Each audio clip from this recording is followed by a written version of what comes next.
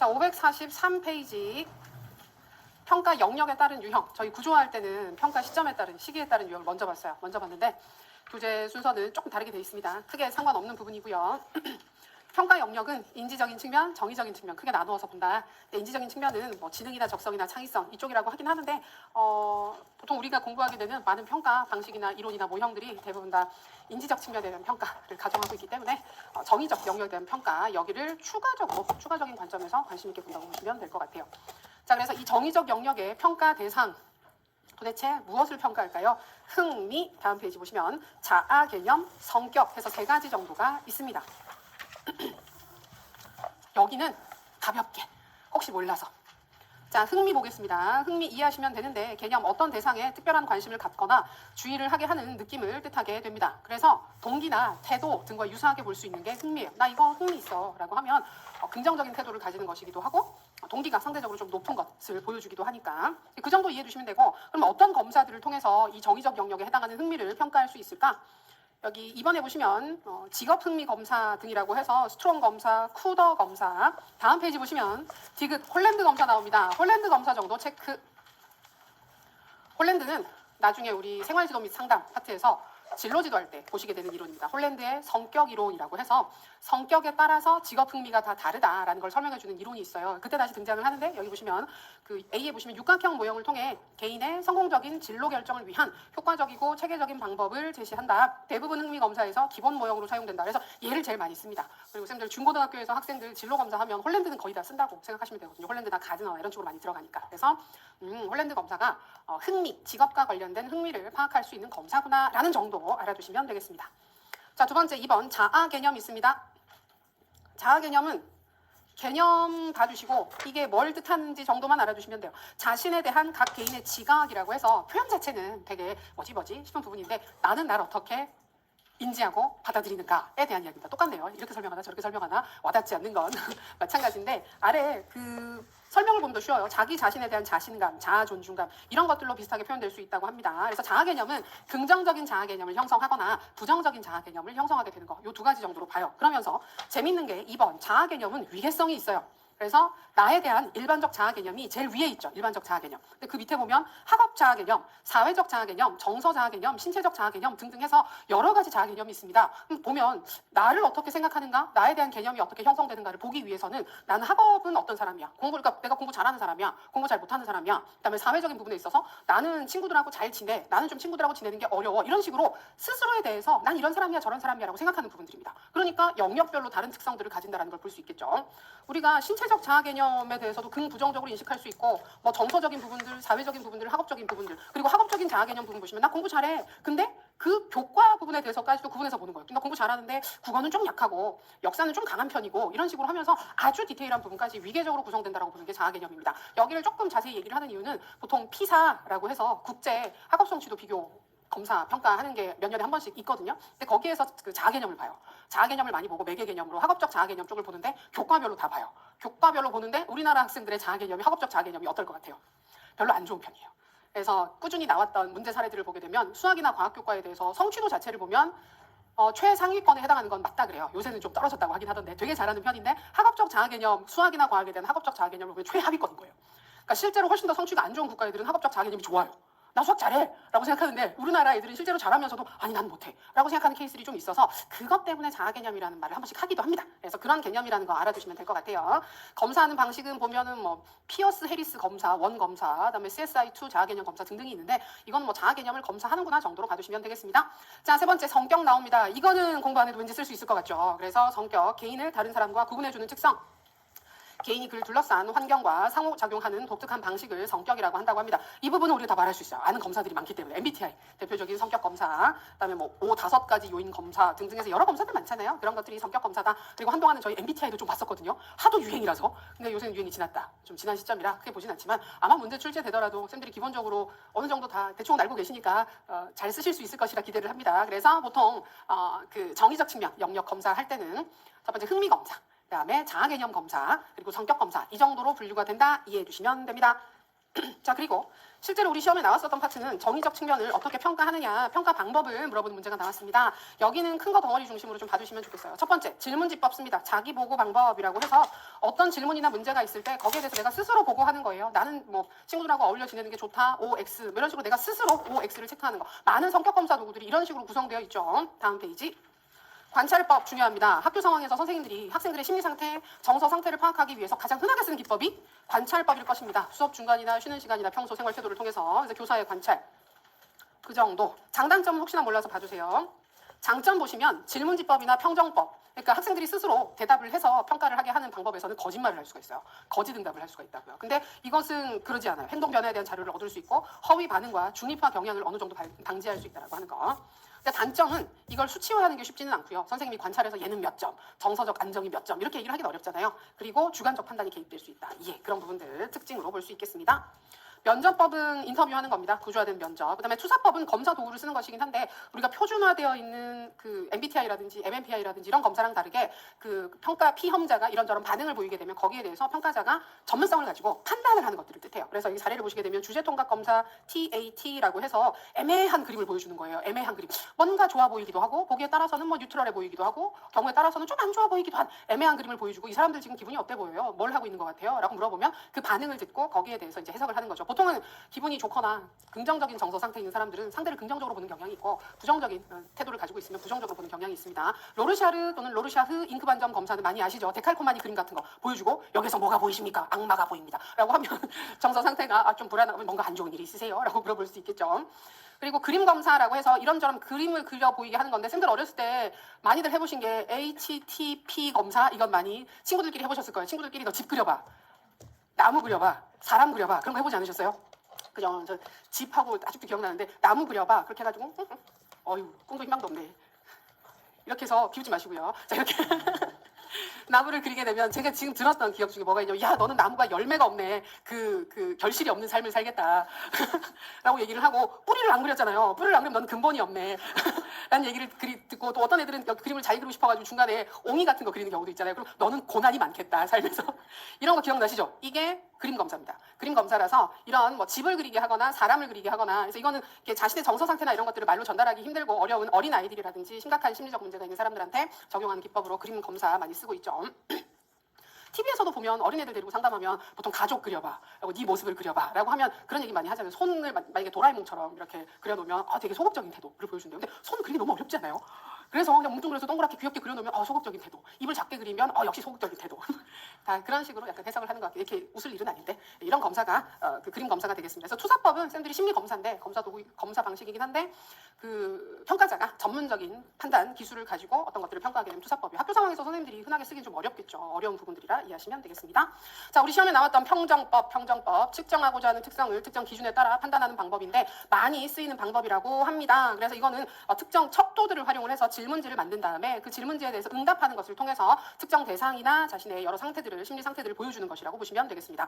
앞에 나왔던 자기보고식 방법이랑 일종의 좀 비슷한 측면들이 있긴 한데 보통 자기보고식 방법은 좀 잘 만들어진 검사 도구를 주로 쓰는 것이라고 한다면 평정법은 학교 상황에서도 쌤들이 좀 만들어서 쓰기도 해요. 그래서 리커트 척도나 이런 척도들을 활용을 해서 학교에 대한 너의 느낌은 어떤지, 공부에 대한 너의 느낌은 어떤지, 선생님에 대한 너의 느낌은 어떤지 이런 것들을 보는 것이 이 평정법에 해당합니다. 자 먼저 등장하는 리커트 척도 우리 시험에 출제가 된 적이 있습니다. 근데 보니까 알겠죠? 어떤 대상에 대해서 보시면 그 리커트 척도 A 긍정 부정이 구분되는 특성을 양극단에 배치를 해서 수량화해서 측정하는 방법입니다. 점수를 종합하면 총점으로 판단을 할 수가 있기 때문에 종합평정법이라고도 부릅니다.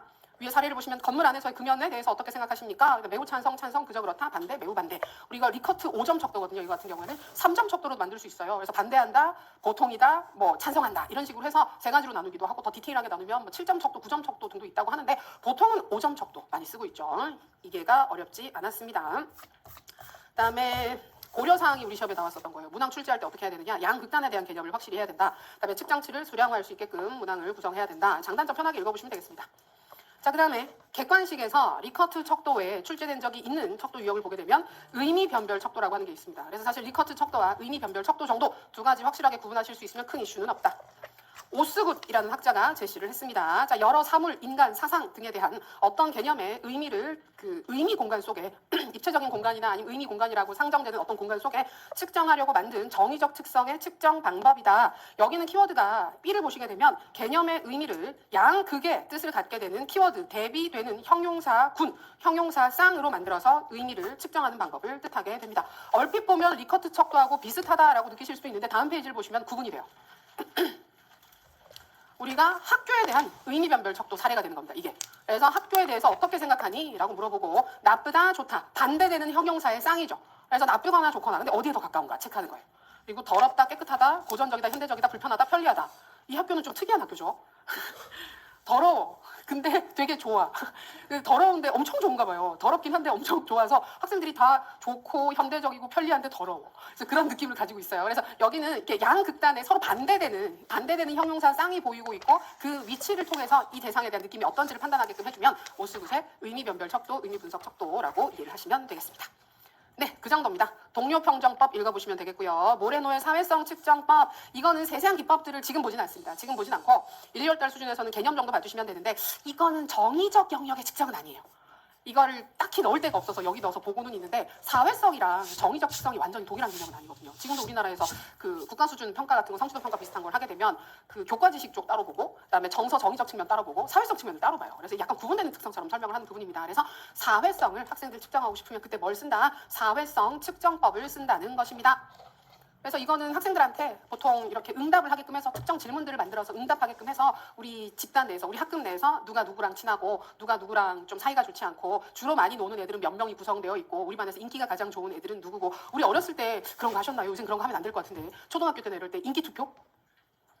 하면 안 될 것 같기는 해요. 근데 그런 게 일종의 사회성 측정법을 선생님이 활용한 사례라고 볼 수 있을 것 같아요. 되게 마음상하죠. 거기서 좋은 결과 안 나오면. 그래서 개념 보시면 제한된 집단의 성원, 구성원 또는 성원, 상호 간의 반응을 이끌어내서 집단의 성질, 구조, 역동성, 상호작용의 관계를 분석하는 방법을 뜻한다.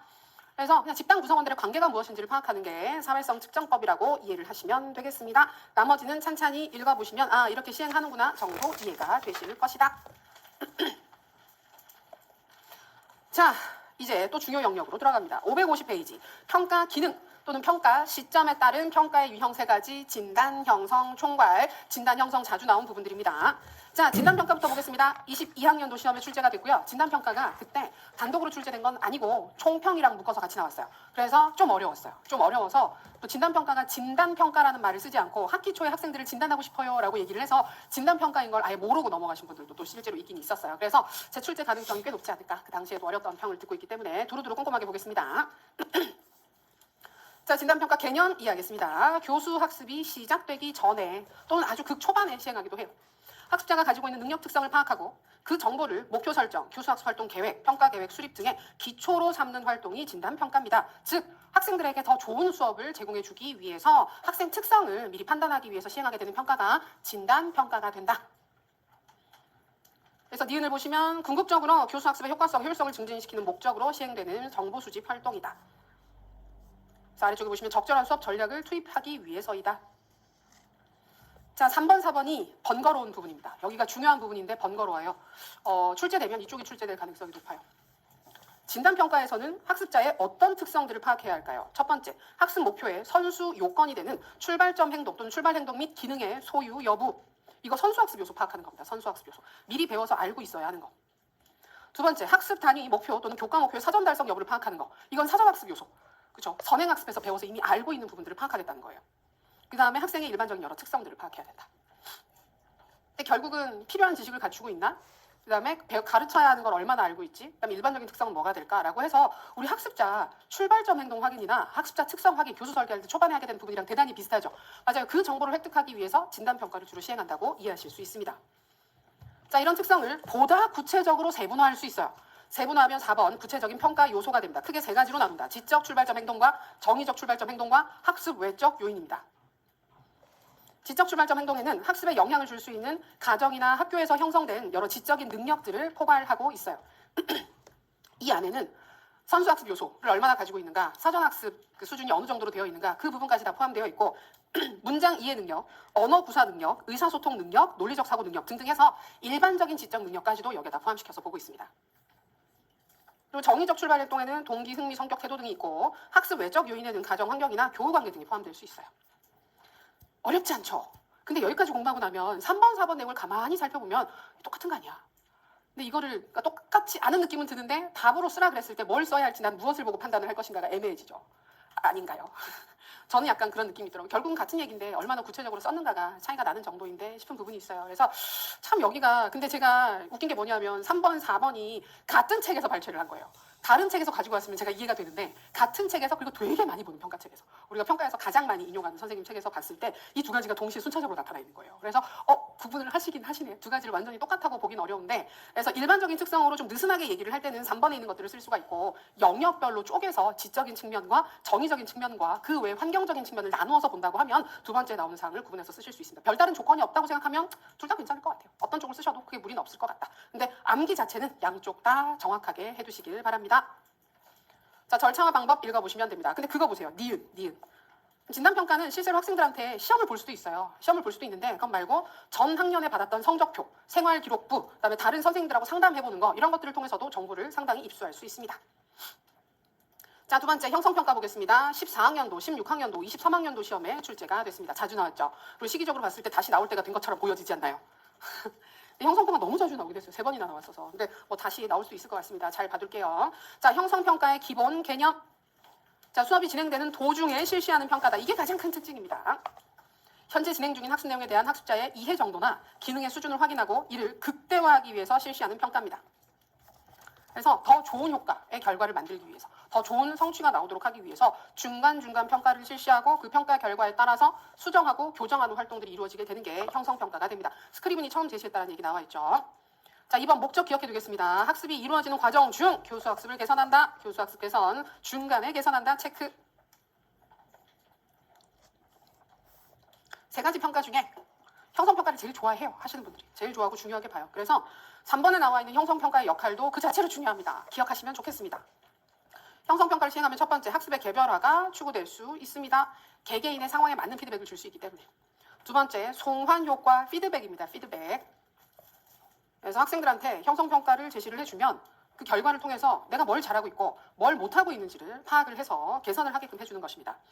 그리고 학습 곤란을 진단한다. 그래서 선생님 입장에서 학생들이 어디가 어려운 부분인지를 파악해서 개선을 하게끔 해주는 거. 그다음에 동기를 유발한다. 형성평가 결과로 칭찬을 하면 강화제 역할을 한다라고 하는데 칭찬을 하면 확실히 강화제 역할을 하긴 하겠죠. 근데 칭찬을 하지 않더라도 평가를 하는 것 자체가 그런 기능을 하는 효과도 있습니다. 동기가 유발되는 측면이 분명히 있습니다. 그래서 형성평가 역할 쪽은 다 기억해 두시면 좋겠어요. 그리고 주요 사항도 중요해요. 여기는 죄다 중요해요. 자, 그래서 기억 중요합니다. 형성평가는 누가 만든다? 수업하는 선생님이 만듭니다. 이거 아주 중요합니다. 형성평가가 이것저것 출제가 됐는데 아직 안 나온 부분이 뭐냐라고 하면 이쪽 같아요. 그럼 어떻게 제작합니까? 제작할 때 어떤 부분들을 신경 써야 합니까? 라는 부분이 아직 출제가 되지 않았습니다. 수업하는 교사가 만들고요. 자, 평가의 형식은 보통은 준거참조평가입니다. 보통은 준거참조평가인데 최종적으로 보는 시험이 평가가 규준참조평가라고 하면 규준참조평가 형태로 시행할 수도 있습니다. 자, 보통은 준거참조다. 경우에 따라 규준참조도 쓸 수 있다 정도. 자, 그리고 디귿 중요합니다. 평가도구 제작 시 학습 단위 중 중요한 모든 요소와 이원 분류표에 의한 행동소의 각 단계를 모두 포함시켜야 한다. 왜냐하면 학생들이 필요한 기능을 제대로 획득하고 있는지를 중간중간에 확인하는 거잖아요. 그렇기 때문에 중요한 내용과 중요한 수행의 수준, 즉 이원 분류표에 근거한 모든 요소들이 반드시 포함되어 있어야 한다. 이게 문항 출제할 때 지켜야 되는 중요 원칙 중에 하나입니다. 리을은 참고로 일단은 최저준 건데 일단 리을은 참고로. 근데 디귿이 좀 더 중요할 수 있다. 그다음에 제작의 절차, 일반 절차입니다. 더 알아보기는 더 세부 절차인데 이거는 읽어보시면 될 것 같고 일반적인 절차를 보시면 학습 단위를 쪼개고 단위별로 목표를 진술하고 목표 진술은 최저 성취 수준에 따라서 설정을 하게 되는 겁니다. 이 수업을 들었다면 이 정도 수준의 성취는 할 수 있어야 한다라는 기준으로 목표를 진술한 다음에 교육을 세분화해서 행위동사로 표현을 한다. 평가도구를 제작한다 해서 이원 목적 분류에 근거를 해서 평가도구를 제작하는 게 일반적인 절차가 된다고 이해하시면 됩니다. 비교적 세부적으로 봤습니다. 그래서 형성평가는 기능이나 역할 쪽이 주로 많이 출제가 됐어요. 그래서 아직 안 나온 부분은 문항 제작이에요. 문항 제작 쪽이니까 그 교사가 제작한다라고 하는 거, 수업한 교사가 제작한다라고 하는 거 그런 사항들을 같이 봐두시면 좋겠습니다. 자, 마지막 총괄평가입니다. 아직 시험에 출제된 적이 없습니다. 그래서 안 나올 수도 있겠지만 나올 수도 있지 않겠습니까? 그래서 주요 사항 중심으로. 자, 개념. 비교적 장기간에 걸친 일정 단위의 교수학습 과정이나 프로그램이 종료된 후 교수 목표 달성 여부와 정도를 종합적으로 판정하는 평가를 뜻합니다. 그대로 체크해 두시고요. 자, 목적 의미 있습니다. 목적. 기억, 서열을 부여하기도 합니다. 자격증을 부여할 수도 있습니다. 그러니까 서열을 부여한다는 걸 보니까 준거참조평가 형태로도 이루어질 수 있고 규준참조평가로도 이루어질 수 있겠네. 자격증 부여하는 거니까 이건 준거참조로도 되겠네. 둘 다 가능하긴 해요. 집단 간 비교를 할 수 있을 것이고 피드백을 줄 수도 있는 것이고 프로그램 시행 여부를 결정하는 데 정보를 줄 수도 있습니다. 책무성을 부여한다는 건 프로그램 개발자나 교수를 한 교사들에게 책무성을 부여하는 기능을 하는 것입니다. 마음에 드시는 거 2개 정도 기억해 두십시오. 자, 그래서 주요사항 부분들 기억, 체크, 학습이 끝난 후 의사결정에 대한 평가다. 의사결정을 하기 위한 평가라고 생각하시면 돼요. 자, 니은 중요합니다. 아까 형성평가는 수업한 교사가 만든다 그랬잖아요. 근데 이 총괄평가는 평가 전문가가 만든다. 외부 평가 전문가가 만드는 게 좋습니다. 자, 디귿, 준거참조 검사와 규준참조 검사 둘 다 쓸 수 있습니다. 경우에 따라서, 목적에 따라서 다르게 쓰는 겁니다. 그리고 리을, 요것도 재밌습니다. 총괄평가의 결과는 다음 교육을 위한 진단평가로 이용될 수도 있습니다. 예를 들어서 수학능력 시험의 결과는 고등학교 전 과정에 대한 총괄평가의 성격을 가지고 있죠. 근데 그 성적은 대학교 공부를 시작하는 시점에 진단평가처럼 활용될 수도 있는 거예요. 그래서 예를 들어서 수학이 아주 중요한 기초능력으로 들어간 뭐 공대라든지 이런 그 전공 1학년 같은 경우에는 수능 시험에서 받았던 수학 점수라든지 미적분의 점수 자체가 지금 대학교 공학 수학 같은 걸 공부하는 데 있어서 필요한 수준이 되는지 아닌지를 판단하는 기준점으로 활용이 될 수도 있는 겁니다. 그래서 어떤 한 총괄평가의 결과는 다음 과정의 시작을 위한 진단평가로도 활용될 수 있다 정도, 이것도 의미가 있습니다. 자, 그 다음에 제작의 절차 부분은 체크합니다. 이거 중요합니다. 자, 여기에서 절차는 목표를 확인하고 진술하는 거. 그다음에 문항 구성할 때는 전체 내용을 포함해야 하고요. 다양한 정신 능력을 측정하기 위해서 다양한 문항 형태를 이용하라. 그런데 여기에서 포인트가 되는 게 규준 참조일 때, 준거 참조일 때 난이도나 그 결과가 좀 다릅니다. 그래서 리을과 미음이 중요합니다. 이 2가지 체크. 자, 총괄평가인데 규준 참조 평가로 시행하는 경우에서는 난이도가 다양해야 합니다. 다양한 난이도. 그래야 잘하고 못하는 학생들을 잘 변별해 주니까. 근데 준거참조평가 이거 중요합니다. 최저 준거에 부합하는 난이도의 문항을 제작해야만 합니다. 최저 준거에 해당하는 문항이 목표 도달 여부를 판단할 수 있는 문항이기 때문에 그렇습니다. 그 다음에 결과를 어떻게 쓰느냐. 규준참조평가에서 총괄평가를 규준참조평가로 시행한다 그러면 서열을 부여하는 게 목적이 되는 거예요. 근데 준거참조평가라면 통과와 미통과를 판정하기 위한 용도로 이 결과가 활용되는 것입니다. 특히 리을이 중요합니다. 리을. 다양한 난이도 규준참조평가, 최저 준거에 부합하는 난이도 준거참조평가, 이 2가지 헷갈리지만 꼭 기억해 두시길 바랍니다. 예. 3가지 비교해놓은 표 참고해서 봐두시고요. 더 알아보기 부분은 개인적으로 확인해 두셔도 무리가 없을 것 같습니다. 자, 555페이지 평가 방법에 따른 구분. 이거 우리가 구조할 때 했던 것 같긴 한데 안 했던 것 같기도 하고. 근데 요거는 개념만 체크해 주시면 돼요. 양적 평가와 질적 평가라는 개념이 있다. 우리 질적 평가라는 개념 좀 듣지 않았어요? 어디에서? 아이즈너. 맞아요. 그걸로 구분하는 건데 양적 평가의 개념은 검사와 측정에 의해서 자, 키워드 수량화된 자료를 수집하는 평가. 수량화된 정보는 뭘까요? 숫자로 다 표현할 수 있는 정보들을 뜻해요. 숫자로. 그래서 숫자니까 명확하게 보이긴 하죠. 근데 이게 여러 부분들을 종합적으로 보긴 좀 어렵습니다. 한계가 있습니다. 자, 그와 반대로 질적평가는 양적인 정보가 아니라 관찰이나 기술, 디스크립션, 면담, 실기 등을 통해서 수량화되지 않은 다양한 형태의 자료를 얻는 평가를 뜻합니다. 그래서 양적, 질적 평가의 구분은 그 수집한 자료가 수량화될 수 있느냐, 수치화될 수 있으면 양적인 평가, 수치화되기가 되게 어려워, 질적인 서술로 이루어져 있어. 그러면 질적인 평가로 구분하실 수 있습니다. 그래서 3번을 보시면 전반적인 판단을 내리는 데는 좋다. 그러나 주관이 개입될 소지가 좀 있고 결과를 일반화하기가 어렵다. 근데 우리 평가의 분위기 자체가 과거에는 전적으로 양적인 평가만 썼어요. 양적인 평가를 잘하자. 근데 한계가 있다라는 걸 많이 느끼고 있고 아이즈너도 그런 맥락에서 요새 인기가 있는 것이기 때문에 질적인 평가를 함께 쓰자라는 얘기들이 늘어나고 있다. 그 정도 맥락 2가지 개념 봐두시면 되겠습니다. 자, 이어지는 부분 상호작용 여부에 따라서 구분을 하면 정적인 평가와 동적인 평가, 역동적 평가 2가지로 구분을 할 수 있겠습니다. 동적 평가가 이것저것 있긴 한데 여기 역시 개념이 중요한 부분은 맞아요. 그래서 먼저 정적 평가 개념 알고 계시죠? 검사 문항을 제시하고 나면 거의 또는 전혀 피드백 없이 문항을 풀게 하는 것이 정적 평가가 되겠습니다. 피드백을 주지 않아요. 서로 상호작용을 하지 않는다. 그러면 뭘 확인할 수 있겠습니까? 실제적 발달 수준을 정확하게 확인할 수 있었다는 거 삐아제 기억나시죠? 그와 반대로 역동적 평가는 잠재 능력 키워드입니다. 평가하고 학습을 평가 과정 중 유발하기 위해서 평가 과정에 상호작용을 실시하는 평가를 뜻하게 됩니다. 그리고 여기는 방법이 2가지가 있어요. 2가지 세트가 존재해요. 2가지 세트가 존재해서 먼저 보면 표준적 접근이냐, 임상적 접근이냐, 샌드위치냐, 샌드위치요? 케이크냐, 미치겠네. 그런 느낌이죠. 근데 이름만 봐서는 여기가 되게 신뢰롭고 여기는 되게 허접할 것 같고 그런 느낌 있잖아요. 근데 이것 역시 중요하게 보는 책에 다 나와요. 다 나와서 둘 다 개념은 그래도 체크를 해뒀으면 좋겠습니다. 시행하는 방법을 두 가지로 분류를 하는데, 자, 먼저 표준적 접근과 임상적 접근은, 표준적 접근은 그 역동적 평가를 시행을 하는데 선생님이 미리 다 계획을 해두는 거예요. A라는 문제를 풀기 위해서 애가 처음에 문제를 못 풀고 있으면 가서 첫 번째 1단계 조언을 해준다. 거기에서 풀면 끝. 근데 1단계 조언을 줬는데 못 푼다? 그럼 2단계 조언이 정해져. 이걸 준다. 풀면 끝인데 못 풀면 3단계. 이런 식으로 미리 체계적으로 조언을 해줄 절차나 과정 단계들을 다 만들어 놓고 단계적으로 피드백을 제시를 하고 있으면 그게 표준적 접근이 되겠습니다. 임상적 접근은 그거 없어요. 그거 없고 학생이 실제로 어려워하면 옆에 가서 그때 필요한 도움을 주고 있으면 임상적 접근이 되는 겁니다. 심플합니다. 자, 그 다음에 다음 페이지 보시면 샌드위치 유형과 케이크 유형이 있습니다. 자, 모양을 떠올려 볼게요. 샌드위치는 대부분의 경우 빵과 빵 사이에 속이 들어가 있습니다. 이게 몇 단으로 쌓여져 있을 수도 있지만 우리 흔하게 보진 않아요. 그래서 한 단밖에 없어요. 근데 케이크는 어때요? 케이크는 시트 있고 위에 중간에 필링이 있고 시트 있고 필링 있고 시트 있고 필링 있고 여러 단으로 쌓여져 있는 거예요. 그래서 피드백이 어떤 빈도로 들어가는가에 따라서 샌드위치 유형과 피드백 그 케이크 유형으로 바꿀 수가 구분을 할 수가 있습니다. 그래서 샌드위치 유형은 그 사전 검사, 사후 검사라는 게 존재를 하고 그 중간에 수업을 집어넣어 버리는 거예요. 수업을 피드백으로 보는 거예요. 사전 검사를 하고 그걸 개선할 수 있는 수업을 집어넣은 다음에 사후 검사에서 얼마나 변화가 있었는지를 보는 거니까 이거는 우리가 생각하는 역동적 평가하고 개념 자체 느낌이 좀 다르죠. 이런 식으로 진행하는 거. 그 다음에 케이크 유형은 학생이 각 검사 문항을 풀 때마다 피드백을 하는 거예요. 그러니까 시트 하나하나가 문항이 되는 겁니다. 그래서 문항을 풀 때마다 맞았다 틀렸다 어려움이 있으면 도움을 제공해주고 그 다음 단계 또 문제를 풀 때마다 도움을 제공해주고 하는 식으로 문항별로 피드백이 체계적으로 차곡차곡 쌓여 올라가는 유형이 케이크 유형이라고 볼 수가 있습니다. 그래서 샌드위치 유형은 집단적인 수업을 하는 데 쓸 수 있어요. 사전 검사하고 그 결과를 가지고 수업을 하고 사후 검사를 하면 되니까. 근데 케이크 유형 같은 경우에는 1대1로 수업을 했을 때만 실제로 제공이 가능한 형태가 케이크 유형이라고 볼 수 있습니다. 앞으로 케이크 드실 때 그리고 점심 때 이걸 보니까 왠지 점심에 샌드위치 먹어야 될 것 같잖아요. 그러면 샌드위치 드실 때 빵을 보면서 얘는 사전 검사야. 중간에 있는 이 고기랑 야채, 채소들은 이게 수업이지. 그리고 위에는 죄송합니다. 그래서 안 먹고 싶을 것 같긴 해요. 그죠? 그래서 케이크 볼 때마다 문항 하나하나 피드백, 문항 피드백. 그러면 주변에 가족분들이나 친구분들이 야 진짜 공부 열심히 하고 있구나 라고 생각하시거나 뭔데 이상한 거 배우는 거 아니야? 라고 생각하실 수도 있을 것 같아요. 자, 그 정도 여기 혹시 모르니까 이런 기법으로 실행을 할 수 있다 정도 봐주시면 되겠습니다. 정적 평가, 역동적 평가 비교하는 건 읽어보시면 무리 없습니다. 일반적인 사항에 해당하는 사항이었고요.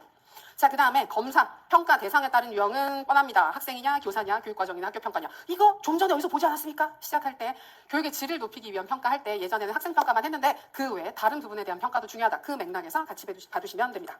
자, 저는 557페이지에 7번에 있는 성취 목표 수준에 따른 유형 두 가지가 대단히 중요하다고 봅니다. 최근 트렌드에 따르면 물어볼 가능성이 좀 있다.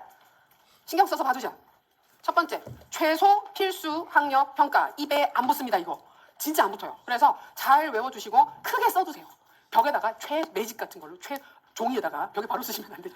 최소 필수 학력 평가라고 크게 써서 눈이랑 이런 데 확 익게 해줘야 돼요. 자, 최소 필수 학력 평가는 자 1번 개념 그대로 기억하겠습니다. 일정 기간의 교육 활동이 진행된 후 학생들이 그 기간 동안 반드시 성취해야 하는 자 키워드 기본적인 목표 수준, 기본적인 목표 수준입니다. 그냥 목표를 판단했다 그러면 준거참조처럼 보이는데 그게 아니라 기본적인 목표 수준의 달성 여부를 판단하는 평가가 됩니다.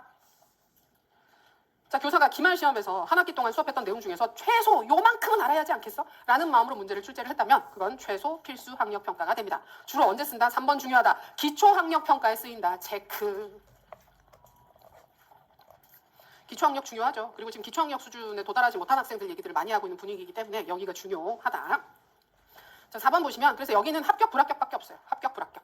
누가 더 잘했다, 못했다가 아니고 도달했다, 도달하지 못했다. 자, 5번도 중요합니다. 장단점인데 이걸 쓰면 기초학력 학습에 대한 정보는 얻을 수 있습니다. 특히 이게 아주 중요하게 우리가 얻을 수 있는 정보입니다. 그러나 최소 필수 수준 이상을 성취한 학생들 사이의 능력은 변별을 할 수가 없습니다. 왜냐하면 거기까지만 평가를 해요. 문항 난이도가 거기까지만 만들어져 있어요. 자, 그와 반대인 것이 최대 성취 학력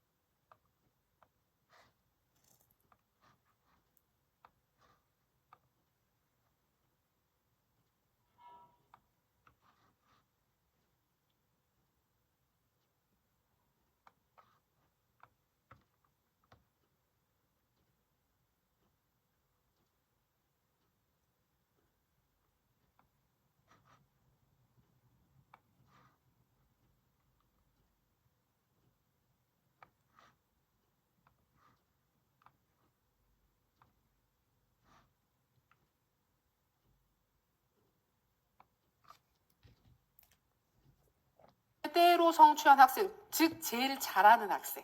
제일 잘하는 학생이 여기까지 할 수 있을 것 같아라고 생각이 드는 문제를 포함시키는 거예요. 그러니까 최고 난이도 문항이 포함되어 있는 검사를 만들었다라고 하면 최대 성취 학력 평가를 시행했다고 볼 수가 있는 거죠. 우리 수능 시험 같은 경우에도 되게 어려운 문제들, 고난이도의 점수가 많이 배점되는 문제들을 출제를 하는 건 최대 성취 학력 평가의 성격이 거기서도 보이는 것입니다. 아이씨.